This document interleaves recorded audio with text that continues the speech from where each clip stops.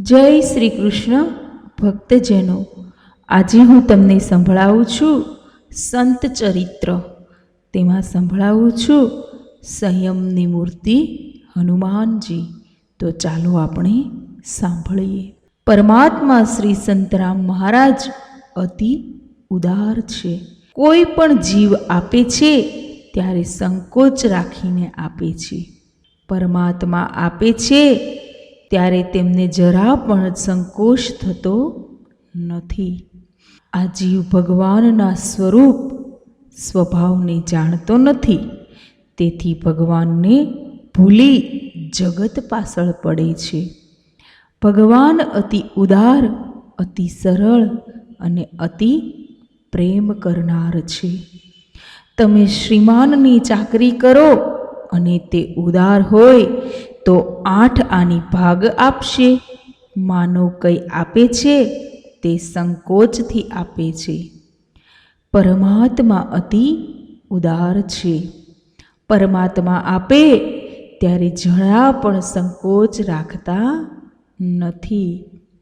પરમાત્મા પરિપૂર્ણ છે, જીવ અપૂર્ણ છે. પૂર્ણ પ્રભુ સાથે પ્રેમ કરો તો પરમાત્મા જીવને પૂર્ણ કરશે. પૂર્ણસ્ય પૂર્ણમાદાય પૂર્ણમેવાવ શિષ્યતે.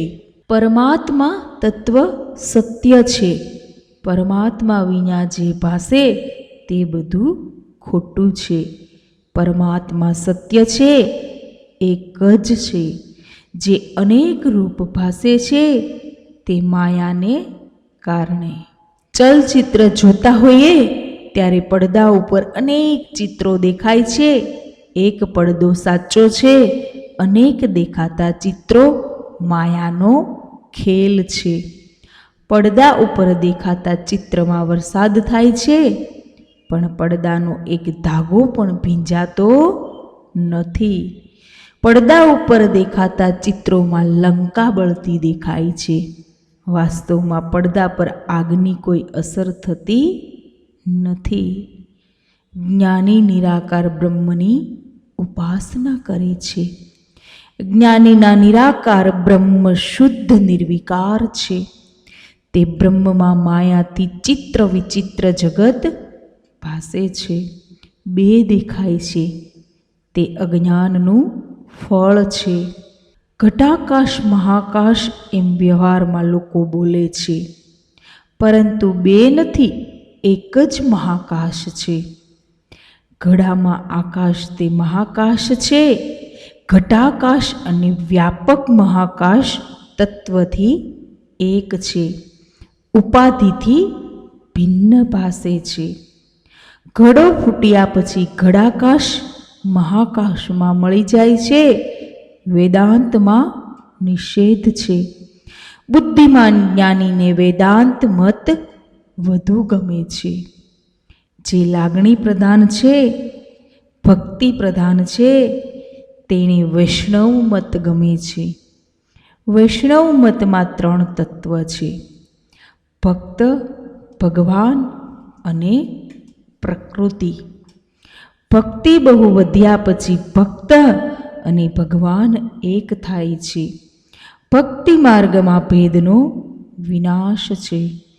આરંભમાં ભક્ત અને ભગવાન જુદા, પણ અતિશય ભક્તિ વધ્યા પછી એક થાય છે. આરંભમાં દૈત્ય પણ અંતમાં અદૈત્ય થાય છે. જ્ઞાનમત આરંભથી અદૈત્યને માને છે. શબ્દમાં ઝઘડો છે, તત્વમાં 2 મતો એક છે. દેશ, કાળ, પરિસ્થિતિનો વિચાર કરી સમાજને આચાર્યોએ જે જ્ઞાન આપ્યું છે તે સાચું છે. તેમાં ભેદ કરનાર, ઝઘડો કરનાર જ્ઞાન ભક્તિમાં વિઘ્ન કરે છે. ભક્ત નાભાજી હનુમાનજીની કથા કહે છે. હનુમાનજીની અનેક કથાઓ છે. ચૈત્ર સુદ પૂર્ણિમાએ સૂર્યોદય સમયે હનુમાનજીનું પ્રાગટ્ય થયું છે. હનુમાનજીના પ્રાગટ્યની કથા પુરાણોમાં છે. ક્યાંક કાળી ચૌદસના દિવસે પ્રાગટ્ય વર્ણવ્યું છે. પાપ અભિમાન વગર થતું નથી. કૈકેયીને સૌંદર્યનું અભિમાન છે. કૈકેયીને રાણીઓ વચ્ચે વેચાયેલો પ્રસાદ પાછળથી આપ્યો તે તેને ગમ્યું નહીં. કૈકેયી ક્રોધે ભરાઈ. ક્રોધમાં દશરથ રાજાનું તેણે અપમાન કર્યું. જે સ્ત્રી પતિ સામે ક્રોધ કરે તેના પુણ્યનો નાશ થાય છે. પત્નીએ પતિમાં નારાયણના દર્શન કરવા, પતિએ પત્નીમાં લક્ષ્મીના દર્શન કરવા. કૈકેયીએ ક્રોધમાં દશરથ રાજાને કર્કશ વાણી કહી. કૈકેયી ક્રોધ વેશમાં છે તે સમયે ઉડતી ઉડતી સમડી આવે છે. સમડીએ કૈકેયીનો પ્રસાદ ઉપાડ્યો. સમડી જ્યાં અંજનીમાં જપ કરે છે ત્યાં ઉડતી ગઈ. અંજની માના હાથમાં સમડીએ પ્રસાદ મૂક્યો. અંજની તેને શિવ પ્રસાદી છે તેમ માની આરોગ્ય છે. એ પ્રસાદના ફળરૂપે અંજની માને ચૈત્ર સુદ પૂર્ણિમાએ હનુમાનજી પ્રગટ્યા. હનુમાનજી લંગોટી સાથે પ્રગટ થાય છે. હનુમાનજીની લંગોટી સુવર્ણ સમાન ચમકતી છે. હનુમાનજી જન્મથી બળવાન છે. એકવાર હનુમાનજી નાના છે ત્યારે તેમને ભૂખ લાગી. સૂર્યોદય થયો હતો. સૂર્યને લાલ ફળ સમજી કૂદકો માર્યો. ફળ ખાવા કૂદ્યા. હનુમાનના આ બાળ ક્રીડા જોઈ દેવોએ જોયું કે બાળક તો જન્મથી બળવાન છે. હનુમાનજીનું બાળપણ રમતમાં જાય છે. મોટા થયા ત્યાં રમતમાં પુત્રને જોઈ માને ચિંતા થઈ. માએ હનુમાનજીને સૂર્યનારાયણ પાસે જઈ વિદ્યા ગ્રહણ કરવા કહ્યું. વિદ્યા માટે માની આજ્ઞા થતાં હનુમાનજીએ કૂદકો માર્યો. પહોંચ્યા સીધા સૂર્યનારાયણ રથ પર. હનુમાનજીએ સીધું જ કહ્યું, મારી માએ તમારી પાસે મને ભણવા મોકલ્યો છે. સૂર્યનારાયણે જોયું આ હનુમાન તો બહુ બળવાન છે, ક્યાંક રથ તોડી નાખશે. સૂર્યનારાયણે કહ્યું, મારે આખો દિવસ ફરવાનું હોય છે તેથી સમય બચતો નથી. હનુમાનજીએ કહ્યું, તમે વિદ્યા એકવાર ભણાવો, હું નહીં ભૂલું. હનુમાનજી આવા બુદ્ધિવાન હતા. એકવાર સાંભળે અને યાદ રહી જાય. સંધ્યા, ગાયત્રી, સત્કર્મ કરનાર બ્રાહ્મણ બાળક ગુરુકુળમાં આચાર્ય પાસે રહેતો. વિદ્યાધનમાં ગુરુ બોલે અને શિષ્ય સાંભળે. બીજા દિવસે શિષ્ય બોલે અને ગુરુ સાંભળે. આમ શિષ્ય વિદ્યાને કંઠસ્થ કરી લેતો. વેદને શ્રુતિ કહે છે. ગુરુ પાસે સાંભળી શિષ્ય બધું જ્ઞાન મસ્તકમાં રાખતો. ઋગ્વેદના 11,000 મંત્રો બ્રાહ્મણ મસ્તકમાં રાખતા. બુદ્ધિના માલિક દેવ સૂર્યદેવ છે. પ્રાતઃકાલ, મધ્યાહન અને સાય આમ 3 વાર બ્રાહ્મણ સંધ્યા કરે છે. સંન્યાસી 4 વાર સંધ્યા કરે છે. ત્રિપદા ગાયત્રી જપ બ્રાહ્મણો કરે છે. ચતુષ્પદા ગાયત્રી સંન્યાસી જપે છે. સંધ્યા શ્રેષ્ઠ સત્કર્મ છે. બ્રાહ્મણો સંધ્યા નથી કરતા, તેથી આજકાલ તેમની બુદ્ધિ બગડેલી છે. સૂર્યોદય, મધ્યાહન, સૂર્યાસ્ત અને મધ્યરાત્રિએ જે નારાયણની ઉપાસના કરે છે તેની બુદ્ધિ તેજસ્વી બને છે. હનુમાન બળવાન અને બુદ્ધિમાન છે. ના પાડતા સમયાભાવવાળા સૂર્યને વિદ્યાયન કરાવવા મજબૂર કરે છે. સૂર્યનારાયણને જાણી ગયા આ બહુ ચપળ છે. સૂર્યનારાયણે કહ્યું, અધ્યયન અધ્યાપનમાં ગુરુ શિષ્યનું આસન સમાન ન હોવું જોઈએ. તું રથમાં સાથે બેસીને વિદ્યા મેળવીશ તો વિદ્યા સફળ નહીં થાય. હનુમાનજીએ કહ્યું, પોતે રથની આગળ ઊભો રહી વિદ્યા ગ્રહણ કરશે અને રથ ચાલશે તો તેની પાછળ પાછળ ચાલી વિદ્યા ગ્રહણ કરશે. સૂર્યનારાયણે હનુમાનજીને બધી વિદ્યા આપી. હનુમાનજીએ સૂર્યનારાયણને કહ્યું, મારે દક્ષિણા આપવી છે. સુગ્રીવ સૂર્યપુત્ર છે, વાલી ઇન્દ્રપુત્ર છે. વાલી બળવાન છે, હનુમાન પોતાના પુત્રની સહાય કરે એટલે સૂર્યનારાયણે દક્ષિણામાં હનુમાનજી સુગ્રીવના મંત્રી બને એવું માગ્યું. હનુમાનજી બળ બુદ્ધિમાં તેજસ્વી છે, પણ તેમને એક સંતનો શ્રાપ હતો. જ્યાં સુધી રામ દર્શન નહીં થાય ત્યાં સુધી તારી શક્તિ ગુપ્ત રહેશે, પ્રગટ નહીં થાય. વાલી સુગ્રીવને ત્રાસ આપે છે. હનુમાનજી તો રામ દર્શન થાય, શક્તિ પ્રગટ થાય તો મદદ કરી શકે તેમ છે. ઋષ્યમુખ પર્વત પર રામ હનુમાનનું મિલન થાય છે. રામચંદ્રજી લક્ષ્મણને હનુમાનની મહત્તા વર્ણવે છે. આની લંગોટી સુવર્ણ સમાન ચળકતી છે. આના વાણી વર્તન શુદ્ધ છે. આ એક અક્ષર પણ વધુ બોલતો નથી. માનવ શક્તિ વગર વધારે બોલે છે. શબ્દ બ્રહ્મનું સ્વરૂપ છે. જે બોલવાની બહુ જરૂર છે તેટલું બોલો. અંજનીમાએ હનુમાનજીને કહ્યું હતું કે તારી લંગોટી જે ઓળખશે તે તારો ગુરુ છે. શ્રી રામચંદ્રજીએ હનુમાનજીની લંગોટી ઓળખી છે. રામ હનુમાનનું મિલન થયું.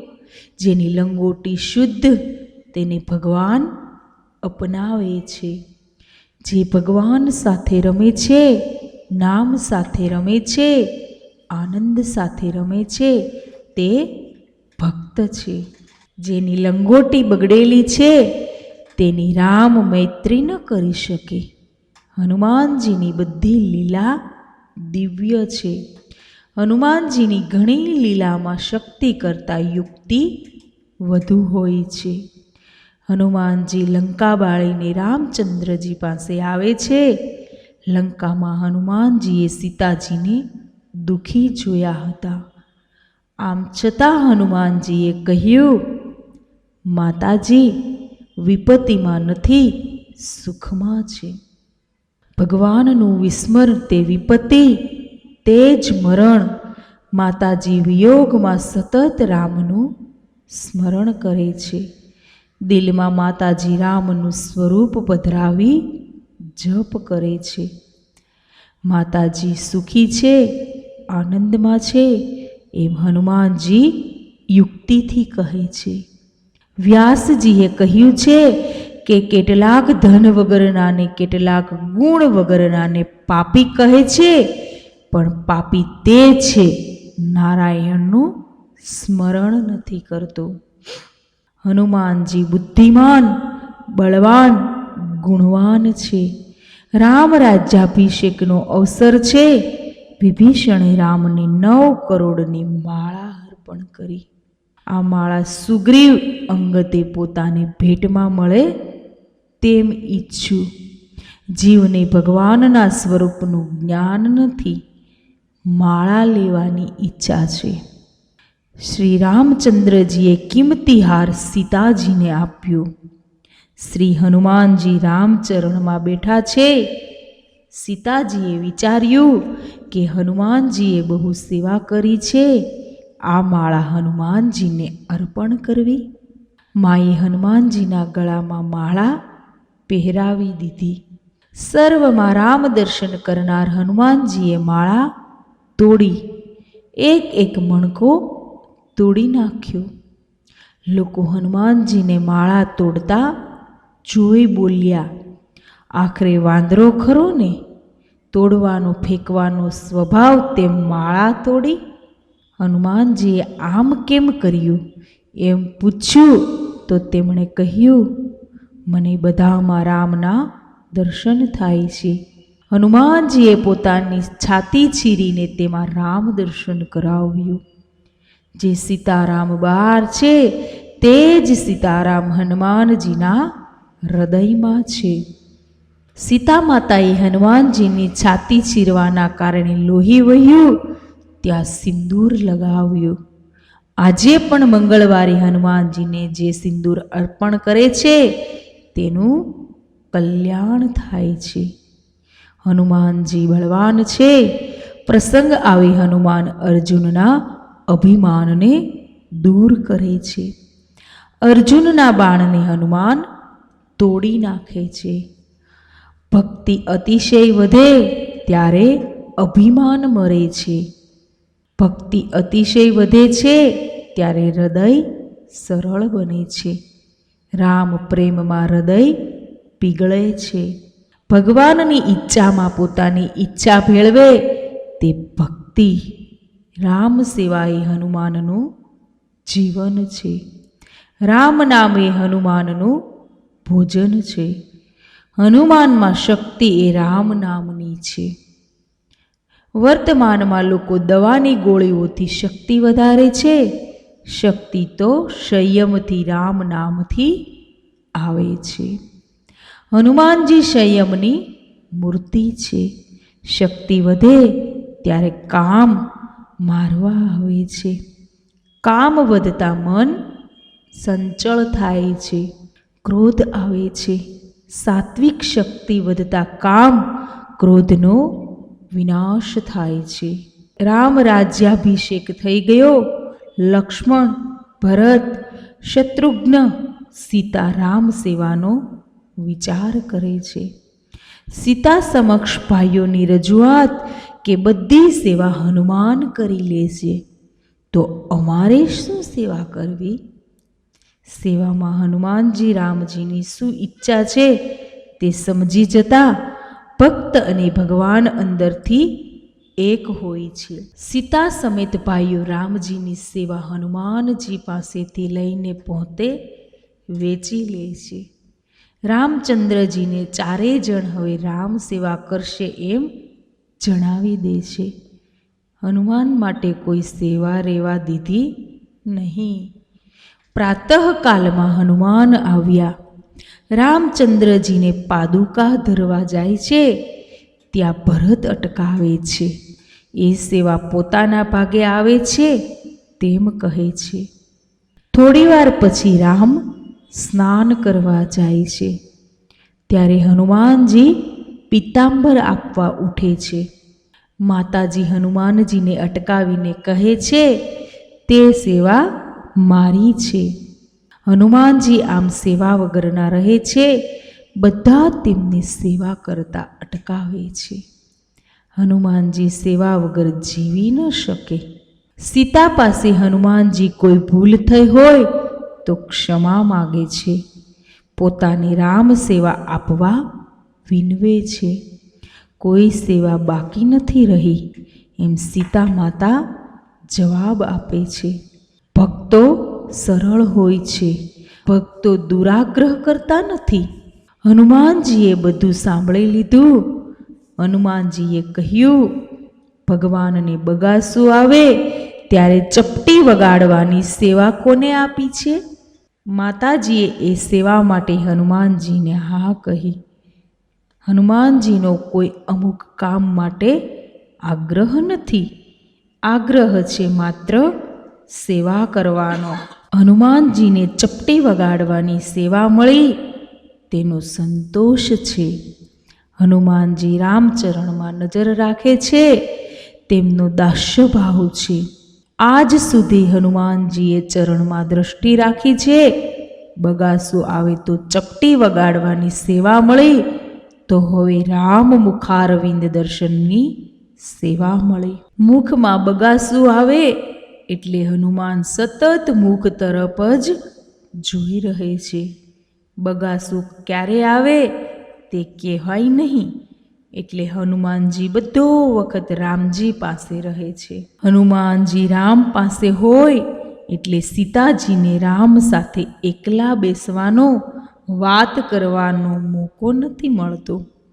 સીતાજી રાત્રિના હનુમાનને જવા કહે છે. હનુમાનજી કહે છે, નિંદ્રામાં બગાસું આવે તો? હનુમાનજી રાત્રિના રામ પાસે જ રહેવા કહે છે. સીતારામને કહે છે, તમે હનુમાનને બહાર જવા કહો. રામે સીતાને કહ્યું, હનુમાનના મારા ઉપર ઘણા ઉપકારો છે, હું તેને બહાર જવાનું ન કહી શકું. રામજી હનુમાન આનંદમાં રહે તેમ ઈચ્છે છે. રામજીને હનુમાનના ઋણમાંથી મુક્ત થવું નથી. રામજી હનુમાનને બધે જય જયકાર થાય તેમ ઈચ્છે છે. મારા હનુમાન અમર થાય, તેના પર વિપત્તિ ન આવે, તે આનંદમાં રહે એમ હું ઈચ્છું છું. હું હનુમાનને આધીન છું. સીતા હનુમાનને બહાર કાઢી દરવાજો બંધ કરે છે. હનુમાનજીને પોતાનું જીવન વૃથા લાગે છે. સેવા અને સ્મરણ કરે તે વૈષ્ણવ. વેશથી નહીં, હૃદયથી જીવે, ભક્તિ કરે તે વૈષ્ણવ. હનુમાનજી બહાર સીતારામનો જપ જપે છે. ચપટી વગાડતા વગાડતા કીર્તન કરે છે. રામજી પણ મનથી નક્કી કરે છે, હનુમાનજી જાગશે ત્યાં સુધી હું જાગીશ. રામજીએ લીલા કરી છે. રામજીને બહુ બગાસા આવે છે. સીતાજી રામને બેચેન જોઈ પૂછે છે, આપને શું થાય છે? મોટા માણસો ન ગમે ત્યારે મૌન રહે છે. રામજીની આંખો ખુલ્લી છે, મોં ઉઘાડું છે. સીતાજી કૌશલ્યાજી પાસે જઈ વાત કરે છે. કૌશલ્યાજી આવીને રામને શું થાય છે એમ પૂછે છે. રામજીને નિંદ્રા નથી આવતી. સેવકો વશિષ્ઠજી પાસે જાય છે. વશિષ્ઠજીએ આવીને નિંદ્રા ન આવવાનું કારણ પૂછ્યું. વશિષ્ઠજી મહાજ્ઞાની છે, જાણે છે કે ભગવાનના ભક્તો દુઃખી હોય ત્યારે ભગવાનને નિંદ્રા નથી આવતી. સીતાજીએ વશિષ્ઠજીને હનુમાન સાથેના સેવા માટેના પ્રસંગની કથા સંભળાવી. હનુમાનજી સેવા નથી આપી, તેથી રામ દુઃખી છે એમ કહે છે. વશિષ્ઠજી આંખ બંધ કરી ધ્યાન ધરે છે. ધ્યાનમાં રાજમહેલના ટોડલે હનુમાનજી દેખાય છે. હનુમાનજી સીતારામ કીર્તન કરતા ચપટી વગાડતા દેખાય છે. વશિષ્ઠજી રામ ભક્ત હનુમાનને વંદન કરે છે. જગત રામના આધીન, રામ તમારા આધીન છે. વશિષ્ઠજી હનુમાનને મનાવીને લઈ આવે છે. હનુમાન રામના દાસ છે, જીવ ભાવે રામના અંશ છે.